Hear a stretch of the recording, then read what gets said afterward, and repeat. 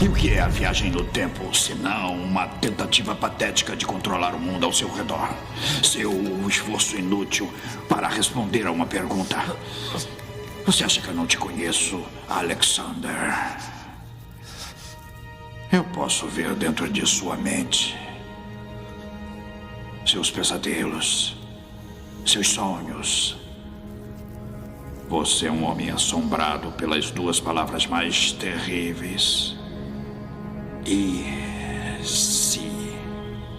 Cama Box! Mais um bloco literário aqui no Gibify. Mas antes de começarmos, né, talvez muitos aí estão caindo de paraquedas aqui no Gibify, sendo que vocês são do mundo literário. E estão ouvindo o Gibify, que é um canal dedicado, um podcast dedicado a graphic novels, mangas e outras coisinhas a mais com o auxílio visual.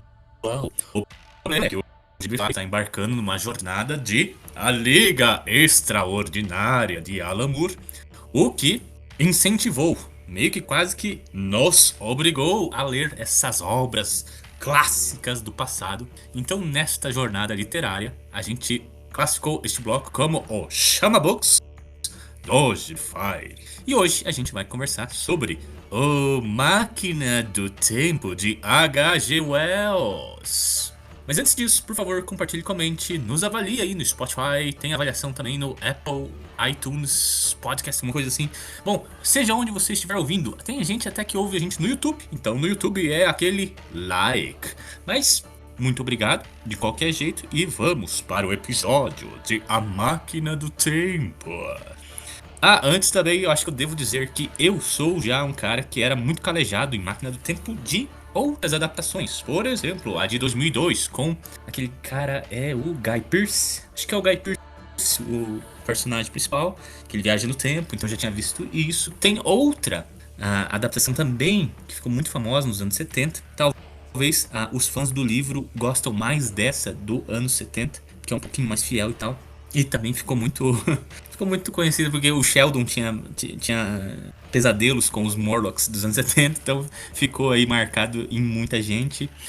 Eu também, como sou fã de X-Men, né, existia os mutantes esquecidos no interior de Nova York, no subterrâneo de Nova York, e eram os Morlocks.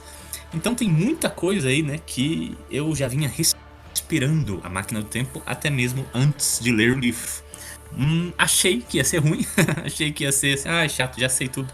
Cara, não, que livro legal.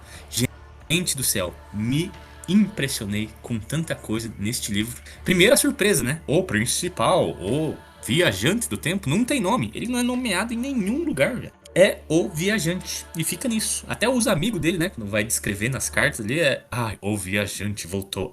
O viajante né? É o viajante. Muito doido. Principalmente porque, como você retira o nome, né? Fica um pouco mais impessoal. E as adaptações tentam meio que deixar mais pessoal para dar o nome, dar um par romântico, dar uma parada, né? Que ele perdeu o amor pra ele viajar no tempo, bababá. Então, as adaptações tentam meio que personificar o viajante de algumas formas que o livro não fez. Porque o livro, minha gente, tem outro objetivo. Esse aí que me pegou, hein? Este objetivo é realmente discutir a humanidade, cara. A ficção científica é legal, tem a viagem, né? Como você imagina, como é que é o futuro, bababá. Mas nisso, gente, ele discute muito, mas muito sobre a nossa sociedade. Tem vezes que ele para de contar a história, ele para, né, de se mexer só pro viajante do tempo se perguntar do que foi e do que é, no caso dele, é o nosso futuro, né? O presente dele é o nosso futuro. Então tem todas essas conjecturas, que é muito doida. Antes de falar dela, eu acho que é bom contextualizar então um pouco da história, né? O viajante do tempo inventa uma máquina do tempo com frangalhos, com sucata. Tem até algumas partes nessa máquina do tempo que ficam bem marcadas, né? Por exemplo, a alavanca de marfim, né? Então, os painéis também, né? Então, essas partes parece que viram até personagens ao longo do filme, porque quando alguém bate nessas partes, você fala, puta, aquele painel de alumínio quebrou. Puta, a alavanca de marfim, não tem marfim agora, puxa, né? Então, até quando ele volta, né, pro passado, alguém descreve, né, a máquina do tempo como se estivesse toda cheia de limo, cheio de mato, né? Ele fala, porra, quem que vai lavar a máquina do tempo? Então ela quase que ganha um caráter de personagem. Então ele inventa essa parada e começa a viajar pro futuro. Nestes futuros, talvez o mais prominente da história, onde há toda a reflexão, é o ano de 800 mil. Acho que é 800 mil. Onde ele não reconhece mais nada da sociedade. Ele até vê alguns prédios e ele se pergunta se essa foi a última aurora da sociedade como nós conhecemos. Porque virou quase como montanhas. Virou como se fosse parte da paisagem. Como se a natureza tivesse levantado aqueles edifícios, sabe? Porque ali nada mais é do que uma sociedade utópica, onde os últimos humanos vivem, comem, riem, dançam, como se não houvesse amanhã, numa felicidade só. Esses humanos é chamados de os Eloi. E gente, como eu só tava vendo as adaptações, me bateu muito quando eu vejo as primeiras descrições dos Eloys, que eles são tipo uns hobbits. Eles são pequenos, né? Tem uma certa afinidade por uma das Eloys, que o viajante chega a dizer que pegou ela no colo, assim. Ela pegou no colo, beijou na testa e devolveu o chão, sabe? Porque eles são pequeninotes. Como não há perigo, não é a necessidade de esforço. Então eles foram evoluindo até perder as características físicas que a gente tão explorou até hoje, né? Então os braços e alturas foram caindo, eles viraram meio que hobbitzinhos. Tem uma parte interessante também, que ele às vezes não consegue distinguir sexo. Embora haja sexo, embora eles façam um amorzinho gostoso na natureza, ele fala assim, ó, os traços masculinos foram atenuados. E até um pouco dos traços femininos também foram ficando um pouquinho mais grosseiros. Ou seja, houve uma... Como é que a gente pode chamar isso, assim? O gênero foi meio que se misturando. O gênero foi perdendo força. Há os dois gêneros, vamos falar assim, os dois gêneros originais, né? Mas esses dois gêneros originais já estão quase que unificados em um. Porque ele olha assim, é uma patotinha e ele meio que tem que, ó, vou pôr em termos bem chulos, tá? Ele tem que levantar a patinha pra saber se é homem ou mulher, sabe? Então achei isso muito interessante, porque nas adaptações ele até se apaixona por uma Eloy lá, né? Você fala, porra, agora sim, né? Vai fazer um sexo gostoso com essa Eloy aí, gostosa. Não, gente. Aqui é um amor fraternal até. Ele vira o paizão, ele vira o patriarca ali, o gigante. Então achei muito legal.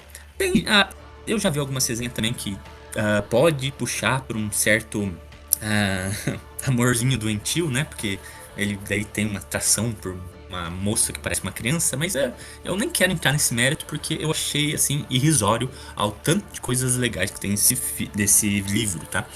Mas assim, e também neste tempo, né? Ele vai depois encontrar os Morlocks, que são esses seres humanos mais ababuinados. Eles têm pelos marcantes. Os pelos são até um pouco mais loiros, né? Meio que deixando claro assim a genética humana. Assim. Eles são os humanos. O olho dele ficou atrofiado, né? Então, uma das maiores armas que ele tem contra os Morlocks é uma caixinha de fósforo, minha gente. Quando ele ilumina um fósforo, dói muito nos olhos dos Morlocks. E aqui que começa toda a reflexão, né? Que eu achei magnífica deste livro. Que é ele falando assim, como que chegou nisso? Como? E depois ele vai se perguntando assim, ó, se no nosso mundo a gente já meio que já coloca pessoas de baixa classe social para trabalhar nos subterrâneos. Naquela época ele estava falando de minas de carvão. Ele estava falando de muito dos operários que trabalham, né, nos porões de uma sala de máquina. Ele estava falando muito disso, né? Mas também não muito longe do que a gente tem hoje. Vamos chamar hoje do chão de fábrica, né? Pertinho do chão, não nos andares, edifícios gigantes. Essa é a analogia que ele traz. Ele fala assim, ó, então a gente fez isso, continuou fazendo isso, e as classes mais fortes, vamos dizer assim, né? As classes mais altas estão no alto até hoje, que são os Eloys. Eles ficaram aqui e eles fizeram essa utopia. E teve alguma hora que as classes mais baixas foram expulsas lá para as cavernas, né? Ele estipula isso, mas antes dele assim terminar o raciocínio e concluir que realmente isso aconteceu, ele começa a se perguntar também de realmente organização social. Ele fala assim, ó, os Eloys, eles estão livres, leves, soltos, que eles fazem o que eles querem, eles comem o que eles querem, eles fazem amor com uns outros, como se fosse brincadeira. E ele fala, nossa, isso é o comunismo perfeito. Isso me bateu tão forte, gente. Uma pessoa, antes mesmo do marxismo se instaurar nas academias, antes do marxismo se instaurar na nossa cultura popular, por assim dizer, tinha esse escritor de livros de ficção científica falando que a nação utópica do futuro era comunista. Abre aspas ainda, comunismo perfeito. Isso eu achei muito doido. E depois eu fui ler um pouco da biografia do H.G. Wells. Aparentemente ele tinha super afinidades com os textos comunistas da época. Ok, tendo isso em mente, a reflexão dele não para, né? Porque depois ele vai testemunhar que os Morlocks, eles sobem à superfície para caçar carne. O problema é que não existe mais carne, a não ser a dos Eloys. Ou seja, eles sobem lá em cima, caçam os Eloys, levam para as cavernas subterrâneas onde eles os comem. Eles são fonte de alimento. E tem uma hora que ele fala: os Eloys estão aqui sendo criados, são criadouros de carne ao pasto livre. Esse é o termo que o H.G. Wells usa. Isso me bateu tão forte. E olha, que eu já sabia da história. Eu já vi as adaptações. Eu já vi que eles iam fazer isso. Mas o texto do H.G. Wells é tão forte de falar assim, ó, eles são gado em pasto livre. Cara, isso foi muito doido. E depois ele continua que talvez, então, a primeira teoria dele talvez não estaria mais certa. Se estivesse mais certa, era que talvez a classe mais dominante realmente prendeu a classe mais baixa lá nas cavernas. Eles sobreviveram todos os apocalipses da sua maneira e eles evoluíram de acordo. Quando os Eloys esqueceram, né, de perigo, eles subevoluíram para essa classe fofinha. E depois a classe mais baixa, né, evoluiu para coisas que eles deveriam evoluir para sobreviver. Por exemplo, carne, precisa de proteína para sobreviver naquela sociedade super nociva à saúde. Mas ele também contrapõe esses próprios pontos, ele falseia as teorias dele.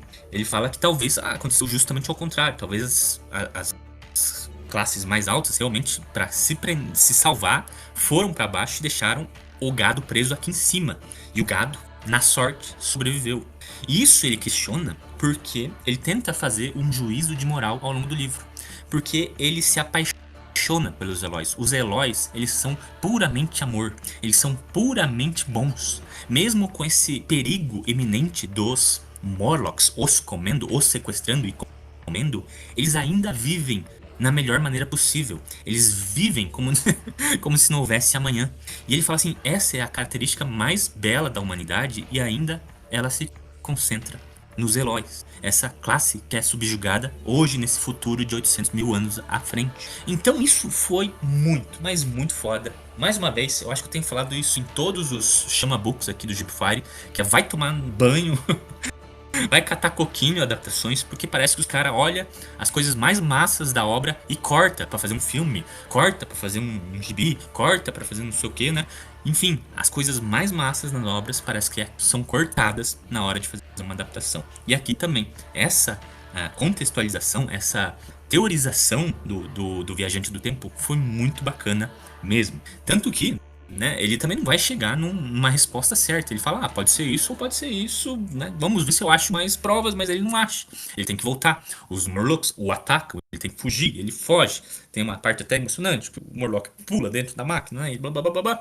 Até que ele vai até os finais dos tempos. Ele vislumbra quando o Sol engloba todo o nosso sistema solar, né?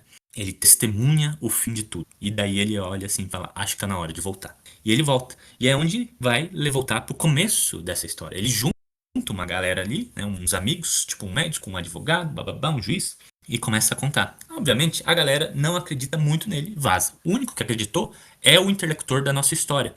O cara que testemunhou isso e conta na terceira pessoa sobre os relatos do viajante, que é o jornalista. O jornalista, ele não sabe se acredita ou não, mas ele volta no outro dia pra falar com o cara. Aí o cara fala, que bom que você acreditou em mim. Eu vejo que você tá ainda na dúvida, mas vamos fazer assim. Eu vou fazer mais uma viaginha e já volto. E te trago alguma coisa, um souvenir, né? E daí a gente começa a conversar mais sobre isso. A gente começa a conversar sobre, né, o que a gente pode fazer com isso. Fica na promessa. O cara também não acredita, né? O nosso interlocutor, ele fala, vamos lá, vamos ver o que eu tenho a perder, né? Tenho a perder pra uma reunião ali, mas foda-se, bora. E ele fala assim, pra mim pode levar antes, né? Mas pra você vai demorar segundinhos. Então, o que custa? Já voltem e beleza. O cara fala assim, não, olha, eu vou deixar você aqui na sua pira. Só que quando ele entra pra falar isso, que ele tinha outros compromissos de humano, de adultos, né, ele não encontra mais o cara. O cara realmente some no final do livro. Ele pergunta pros criados, gente, vocês viram o teu chefe? Ele saiu por aqui? Não, não saiu por não. Simplesmente a máquina do tempo e o cara sumiram de volta. Ele passa horas esperando nada. Vamos, né? Eu acho que spoiler pra caralho de um final derradeiro que nenhuma outra adaptação fez, tá? Isso eu achei bacana. Esse final só tem no livro mesmo, que é ele não volta, né? O jornalista ele fica esperando, passa 3 anos, né? Que é quando ele está contando a história, quando ele está fazendo a descrição, que é o livro que a gente está lendo, é o relato do jornalista, né? É o jornalista se chama H.G. Wells, por assim dizer. Pondo em resumo, né? O jornalista é o H.G. Wells que está escrevendo sobre o Viajando do Tempo, né? Então é mais ou menos assim que toca. E ele fala, passou 3 anos, o cara não voltou ainda e talvez a gente nunca mais vai ver esse cara de volta, né? Então fica um final super aberto. O que me achei que é bem bacana também, que eu entrei na Wikipedia do verbete da Máquina do Tempo, eu vi que existem milhares de continuações feitas por outros autores. Acho que o H.G. Wells nunca foi de continuar essa história, mas outros caras, na França, na Alemanha, nos Estados Unidos, muitos fizeram Máquina do Tempo 2, a continuação dos Morlocks, a Noite dos Morlocks, os Eloys, fizeram um monte de tentativas de continuar e resolver esses mistérios de A Máquina do Tempo, de H.G. Wells. Gente, super recomendo esse livro, foi magnífico, uma das minhas leituras mais massas aí que eu peguei pra cobrir a Liga Extraordinária. E, cara, foi muito legal. Eu super indicarei pra sempre. Aparentemente também, né, tá valendo muito a pena esse esforço, porque livros não é minha praia, mas o esforço de estar lendo livros de letras está sendo muito, muito legal. Mas é isso que eu tinha falado desse livrão, gente. A gente se vê na próxima e valeu!